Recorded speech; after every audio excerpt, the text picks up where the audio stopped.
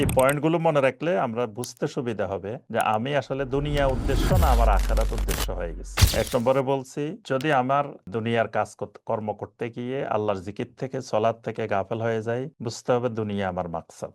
২ নম্বর, যদি আমি হালাল হারামের তোয়াক্কা না করি, বুঝতে হবে দুনিয়াটাই আমার উদ্দেশ্য হয়ে গেছে। ৩ নম্বর বলছি রিয়া সুমআহ, মানুষকে দেখানো, মানুষকে শোনানো, এগুলো যদি আমার উদ্দেশ্য হয় দুনিয়াবী সকল কর্মকাণ্ডে, তাহলে বুঝতে হবে দুনিয়া আমার উদ্দেশ্য হয়ে গেছে। ৪ নম্বরে বলছি, দুনিয়ার কাজকর্ম করতে গিয়ে যদি তাকাসুর, আধিক্যের প্রতিযোগিতা আমার মধ্যে আসে যে অমুকের থেকে আমার বেশি হইতে হবে, তো বেশির কামনা করতে গিয়ে মানুষ তখন অবৈধ পন্থার দিকে হাত বাড়ায়।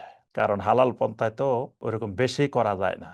হালাল ভাবে যে বেতন পায় সে বেতন দিয়ে হয়তো স্বাভাবিকভাবে চলতে পারতেছে, কিন্তু যখন তাকে আরেকজনের চাইতে বেশি হইতে হবে তখন তো এই বেতনে হচ্ছে না, এবার তাকে অবৈধ পন্থার দিকে হাত বাড়াইতে হয়। এই তাকাসুর কারোর মধ্যে ঢুকলে বুঝতে হবে দুনিয়াটাই আমার মাকসাদ। ৫ নম্বর, যদি দেখা যায় আমার অন্তরটা কঠিন হয়ে গেছে, তাহলে বুঝতে হবে আমার উদ্দেশ্য দুনিয়া। মানে আমার অন্তরে আল্লাহর ভয় নাই, আমার অন্তরে তাকওয়া নাই, আমার অন্তরে তাওয়াক্কুল নাই, আমার অন্তরে সবর নাই, গরিব মানুষ, অভাবী মানুষ, কষ্ট করে, এদের প্রতি কোনো দয়া মহব্বত আসে না, তাহলে বুঝতে হবে আমার উদ্দেশ্য দুনিয়া, আমার উদ্দেশ্য দুনিয়া।